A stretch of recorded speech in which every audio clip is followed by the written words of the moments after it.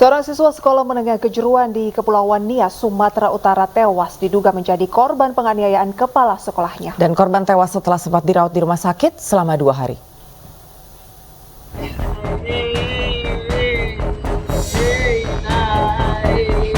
Yaredi Duluru, seorang siswa SMK 1 Sidoori, Nias Selatan, tewas usai diduga dianiaya kepala sekolahnya.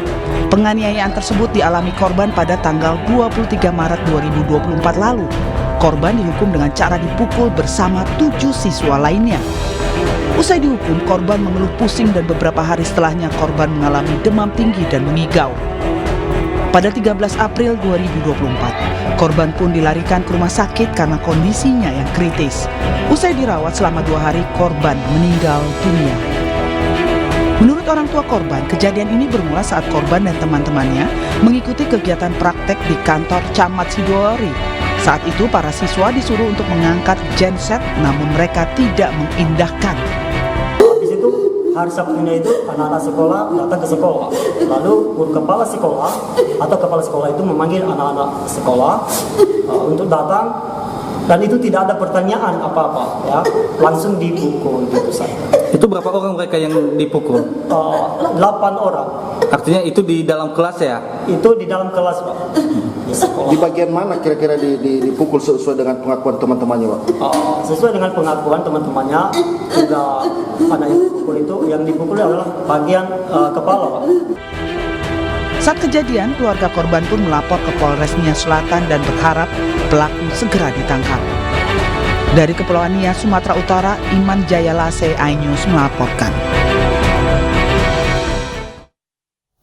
Dan pemirsa, untuk membahas lebih dalam mengenai siswa SMK yang tewas diduga dianiaya kepala sekolah, kita sudah terhubung dengan Kasat Reskrim Polres Nias Selatan, AKP Freddy Siagian. Halo, selamat siang Pak Freddy. Selamat siang, Bu. Terima kasih sudah bergabung bersama kami Pak Freddy. Bagaimana? Apakah sudah ada tersangka? Karena kan ini diduga dianiaya oleh kepala sekolahnya. Seperti apa perkembangan kasus ini?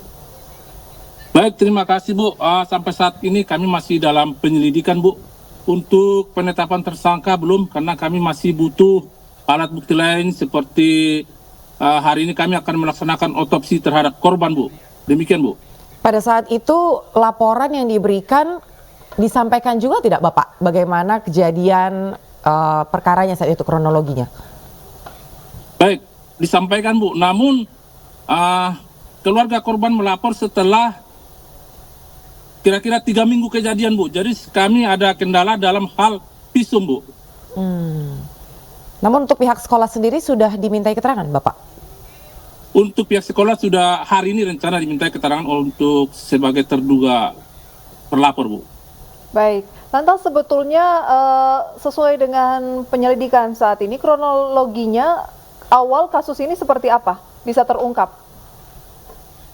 Baik, jadi awal kasus ini memang pada tanggal 23 Maret siswa ini dikumpulin sama oleh kepala sekolah karena ada laporan dari Sekcam bahwasanya ada beberapa siswa ketika diperintahkan tidak mengindahkan perintah Sekcam. Kemudian pada hari Sabtunya mereka dikumpul di sekolah dan berikan arahan dan pembinaan. Dan mungkin terjadi semacam pemukulan di bagian kening. Untuk korban mendapat 5 kali pukulan. Namun setelah itu hari Senin dan Selasanya korban ini masih sekolah. Dan mulai hari Rabu korban tidak sekolah lagi sampai mereka membuat laporan. Demikian, Bu. Baik, berarti ketika terjadi kejadian pemukulan tersebut yang diduga dilakukan oleh kepala sekolah, ini tidak langsung masuk rumah sakit ya? Masih sempat masuk sekolah terlebih dahulu ya? Betul, Bu. Jadi kejadiannya hari Sabtu, hari Senin dan Selasa korban masih masuk praktikum, bukan sekolah, Bu. Kebetulan mereka saat itu melaksanakan praktikum di kantor camat. Oke. Baik, lantas tadi kan disampaikan ya bahwa dikumpulkan oleh kepala sekolah sebelum terjadi aksi penganiayaan, diduga penganiayaan. Ada berapa kira-kira korban yang dipukuli atau yang juga melapor selain keluarga dari korban yang meninggal ini? Ya, Bu, jadi dalam hal ini ada sekitar 7 orang siswa yang dipukuli bagian keningnya dan semuanya perlakuan yang sama. Namun yang 6 orang lagi tidak ada merasakan sakit dan tidak ada melaporkan bahwasanya mereka dianiaya di kantor polisi. Demikian, Bu. Apakah ada laporan juga Bapak bahwa kejadian ini bukan yang pertama kali dilakukan kepala sekolah terhadap siswa? Sampai saat ini kami belum mendapat informasi itu, namun sempat juga kami pertanyakan, tidak ada, Bu. Baik, AKP Freddy, bagaimana tanggapan dari pihak rumah sakit?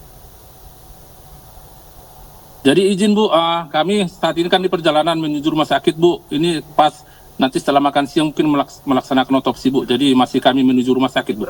Baik. Oke, baik. Berarti saat ini langkah yang paling cepat untuk dilakukan adalah melakukan visum terlebih dahulu ya Bapak? Siap. Oke, baik. Terima kasih Bapak AKP Freddy Siagian untuk informasi dan juga untuk waktunya. Selamat siang.